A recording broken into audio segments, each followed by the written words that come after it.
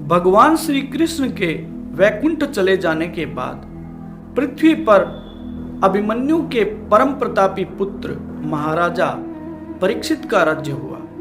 महाराजा परीक्षित एक धर्मशील राजा थे। कलयुग के आगमन पर दयालुतावश उन्होंने कलयुग को स्वर्ण में रहने की अनुमति प्रदान कर दी। और जब महाराजा परीक्षित एक बार जंगल में शिकार खेलने गए, जंगल में शिकार खेलते खेलते महाराजा को बड़ी तेज प्यास लगी। तब उन्होंने वहां ध्यान मग्न महर्षि शमीक को प्यास बुझाने का आग्रह किया, लेकिन स्वर्ण मुकुट धारण होने के कारण कलयुग के प्रभाव से महाराजा को यह लगा कि महर्षि शमीक ढोंग कर रहे हैं। तो उन्होंने क्रोध में आकर वहां पड़े एक मृत सर्प को उनके गले में डाल दिया।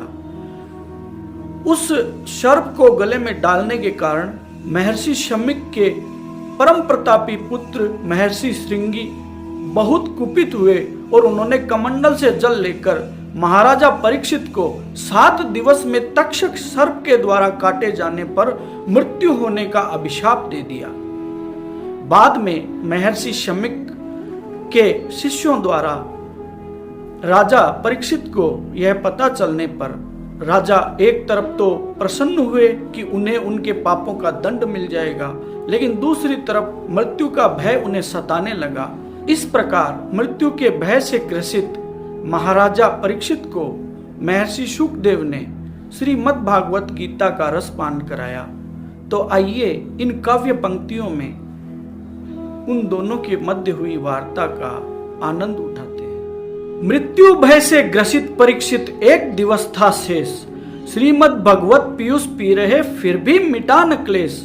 फिर भी मिटा न क्लेश क्यों किया ऐसा अरुचिकर काज, जिसके कारण श्रृंग ऋषि से शापित जीवन आज। शापित जीवन आज मृत्युमय तक्षक राह तके, बोले सुख से देव कहो कस मृत्यु भीति भगे। मन उद्वेलन भाप मुनीश्वर बोले गिरा गंभीर, सुनो श्रेष्ठ सुत कथा श्रवण धर राजा सहित वजीर। गया घोर कानन के भीतर खेलन को आखेट, लेकिन रचा विधान कहो सुत कौन सका है मेट। कौन सका है मेट खो गया राजा गहरे वन में, एकाकी दल बल से वंचित घोर सघन कानन में। गहराती घनघोर निशा का बढ़ता जाए पहरा, निराश्रित नजरों का मंजर एक कुटिया पर ठहरा।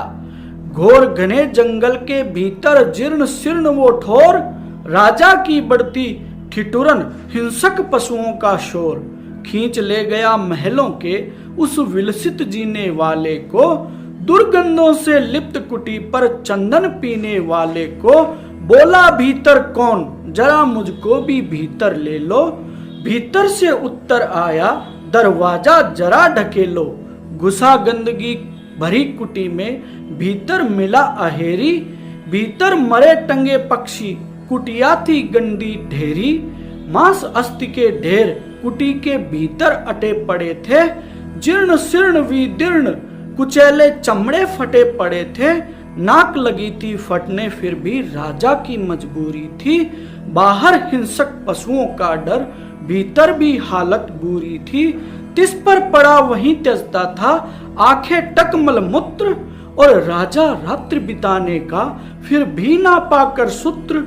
बोला है आंखें टक मुझको रात एक रुकने दो, सुबह छोड़ जाऊंगा कुटिया कोने में ढुकने दो। मना कर दिया निष्ठुर होकर नहीं नहीं हो सकता है, रात्रि एक आश्रय दूं तो मेरा आश्रय खो सकता है। ना जाने क्या खास बात है मेरी प्यारी कुटिया में, जो रुकता फिर मन नहीं करता जाने को इस कुटिया से। तुमसे पहले थे कई रुके लेकिन उनमें भी लोभ भरा, आए थे भींचे नाक सभी पर जाने को फिर दिल न करा। रात बीत जाने पर उनको मोह हुआ इस कुटिया से, भोर बहे जाना नहीं चाहते मेरी इस प्यारी कुटिया से। पता नहीं क्यों गंध रात भर रहकर बहाने लगती है, मेरी कुटिया की कीमत सबके दिल पर छाने लगती है। नाक भींच राजा ने सोचा अपने निश्चल मन से, कौन मूर्ख मरना चाहेगा बदबू भरी घुटन से। सुबह भोर होते ही प्रियवर भीष्म प्रतिज्ञा लेता हूँ, त्याग कुटी प्रस्थान करूंगा, तुमको ये प्रण देता हूँ। प्रण की कीमत समझ अहेरी, हामी फिर भरता है, और राजा होय नचित रात भर शयन वहीं करता है।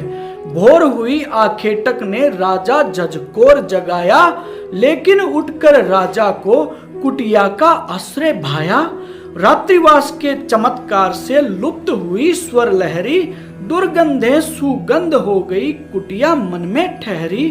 बोला कुछ दिन और मित्र, कुछ और दिवस रुकने दो, ये मधुरिम सुवास अंत तक भीतर तक ढुकने दो।